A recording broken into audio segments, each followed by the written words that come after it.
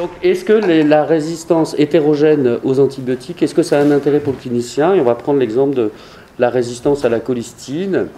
Un certain nombre de choses, on les a déjà vues, c'est vrai, jeudi dernier.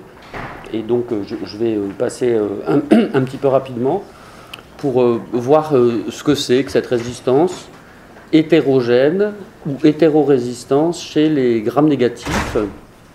Et est-ce que ça a un lien, ou en tout cas un intérêt de savoir ça pour le clinicien? Donc je passe rapidement sur le fait que la résistance à la colistine et la colistine en général, on s'y intéresse beaucoup du fait de l'émergence de la résistance au carbapénème dans le monde entier, en particulier en Italie et en Grèce. Et vous voyez ici la courbe bleue, c'est les données qui existent d'utilisation de colistine en Grèce chez les patients. C'est-à-dire qu'il y a une augmentation spectaculaire de la résistance au carbapénème et une augmentation spectaculaire de l'utilisation de la colistine chez les humains. Je vous montrerai quelques données sur la Grèce, sur un travail qui est en cours d'analyse.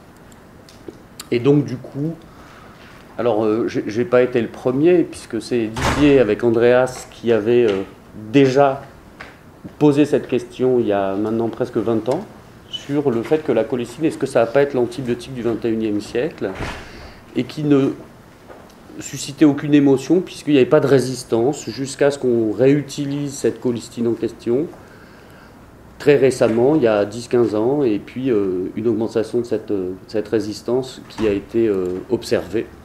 Alors c'est un antibiotique qui est un antibiotique naturel, qui est synthétisé par des micro-organismes, en particulier des Gram+, qui sont les Bacillus penibacillus polymixa.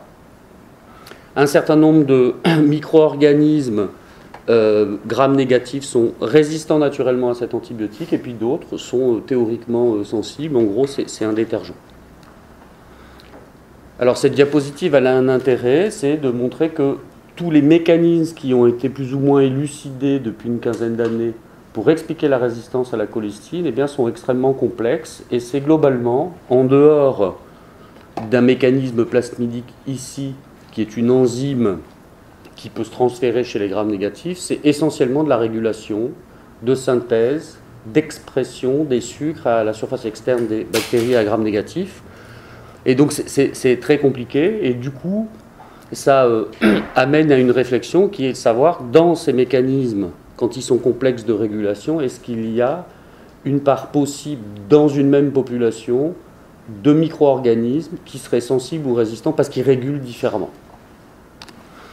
Et qu'est-ce que c'est du coup que l'hétérorésistance? L'hétérorésistance, ça se définit comme un phénomène où il y a, au sein d'une population microbienne, quelques individus qui sont exactement les mêmes, sauf qu'ils ont une capacité à résister à un antibiotique donné en fonction du temps. Alors ça, c'est un exemple qui est très classique, je vais vous le remontrer, c'est-à-dire que vous avez une sous-population à l'intérieur de la population, donc ça c'est quelque chose qu'on connaissait par exemple dans les quasi-espèces d'HIV, la résistance aux antirétroviraux. Il y a une fraction infime de la population qui est capable de résister, et c'est la même population, sauf qu'elle a des mutations, on va le voir, qui permettent cette résistance. Et en plus, l'autre problème, c'est que la détection de cette résistance hétérogène est extraordinairement difficile à détecter au laboratoire parce qu'elle représente une infime quantité de l'ensemble de la population en question. Alors il y a des bactéries qui sont naturellement et intrinsèquement résistantes à la colistine, telles que les bactéries du genre Serratia marcescens. La résistance qu'on cocarde à la colistine est quelque chose qui est intrinsèque à ce micro-organisme. Et puis, on va le voir, il y a des résistances hétérogènes qu'on a pu décrire dans d'autres genres bactériens, de bactéries qui sont habituellement sensibles, comme Enterobacter ou comme Klebsiella. Donc ça, c'est un exemple d'un travail qui est en cours de révision, enfin qui est en révision, pardon, où on a analysé une série d'à peu près 300 souches de Klebsiella de Grèce. En Grèce, il y a une quantité très très importante de bactéries Klebsiella résistantes au carbapénème, et dans ce travail, on a montré que les 3/4 de ces souches résistantes au carbapénème sont également résistantes à la colistine, avec des CMI qui sont variables en fonction des souches. et où on peut voir justement des phénomènes comme ça qu'on voit quand on fait de la sensibilité aux antibiotiques sur de l'agar.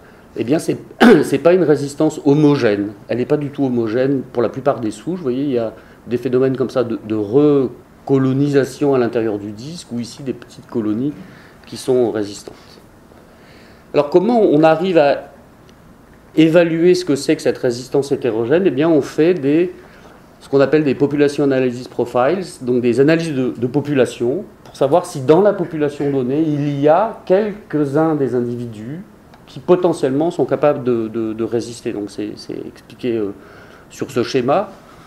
Et donc ça représente, sur les bactéries qui sont hétérorésistantes, eh bien vous voyez, au bout de 4 ou 6 heures, vous avez une population, ici ou là, qui est capable de repousser, en présence d'un antibiotique qui ici est la colistine, et qui atteint des CMI pour lesquels on pourrait éventuellement avoir une action qui dépasse ce que l'on pourrait avoir quand on traite un patient, avec des concentrations qui sont au-dessus des CMI moyennes.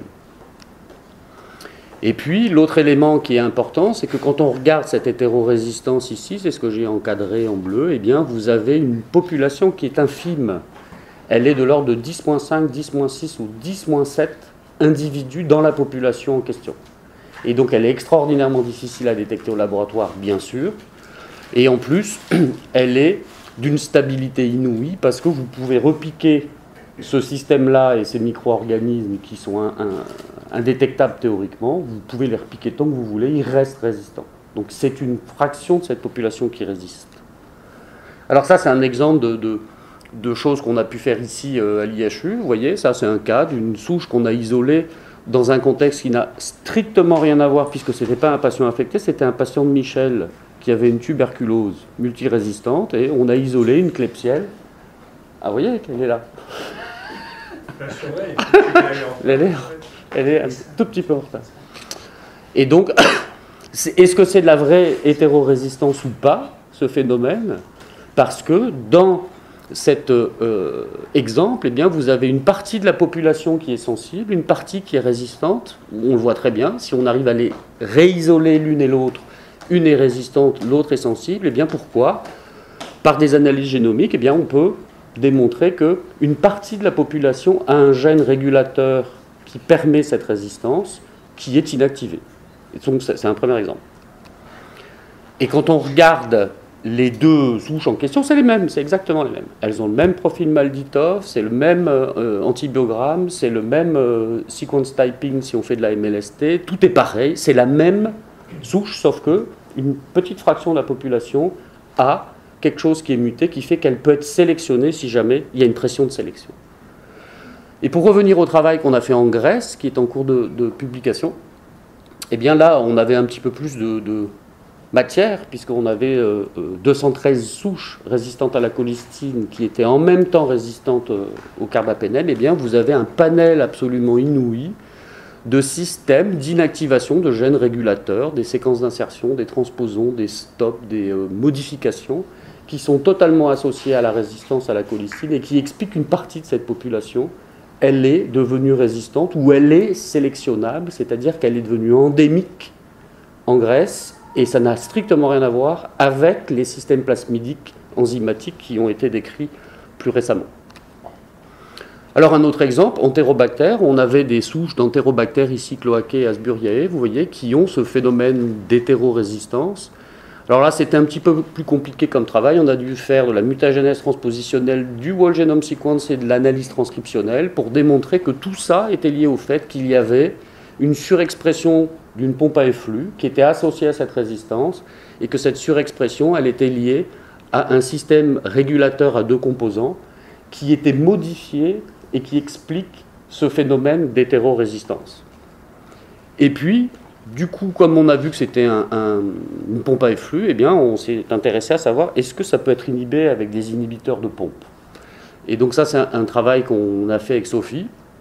Eh bien, on est allé tout bêtement regarder si le CCCP, qui est un inhibiteur de pompe à efflux qui est tout à fait banal et non spécifique, est-ce qu'il était capable d'inhiber et de restaurer la sensibilité à la colistine de tous ces micro-organismes, et on les a tous testés, tous, y compris les micro-organismes qui sont naturellement résistants à la colistine. Proteus, Serratia, tous ces micro-organismes sont totalement inhibés par un inhibiteur de pompe. On voit ici Serratia, qui est bien connu des microbiologistes, eh bien, sa sensibilité est entièrement restaurée avec un inhibiteur de pompe.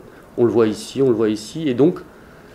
et ça restaure également la sensibilité à la colistine de bactéries hétérorésistantes. Donc c'est un phénomène entièrement général qui n'a strictement rien à voir avec un mécanisme précis qui pourrait être associé à cette résistance.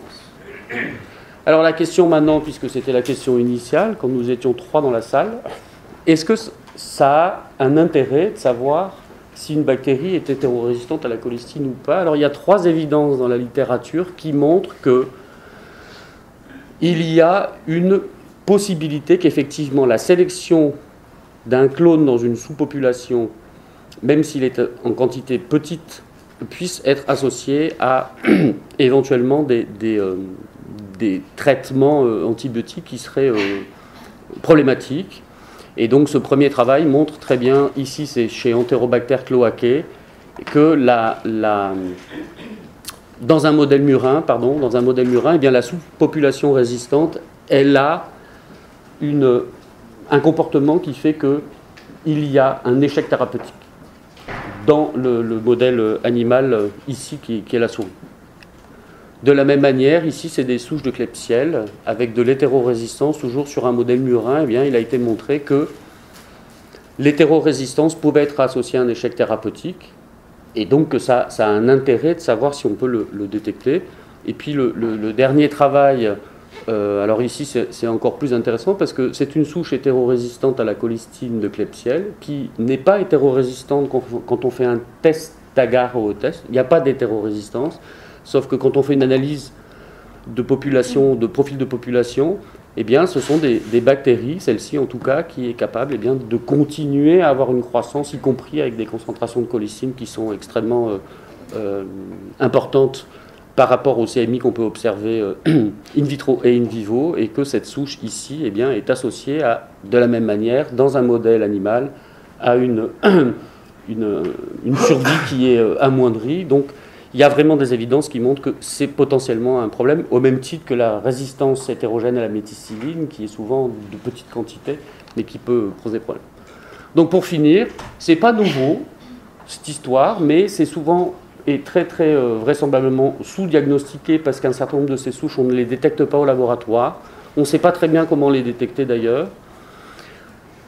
On a une vraie question qui est de savoir est-ce qu'il y a un risque d'échec thérapeutique avec ces souches qui sont en quantité minime mais qui pourraient être sélectionnées s'il y a une pression de sélection, et est-ce qu'il y a des alternatives, et donc du coup dans le traitement des infections à Klebsiella entre autres résistantes au carbapénème, est-ce qu'il faut limiter l'usage de la colistine ou est-ce qu'il faut l'associer à d'autres combinaisons thérapeutiques? C'est une question qui est d'actualité, je crois, par rapport à l'utilisation de la colistine. Voilà, je vous remercie.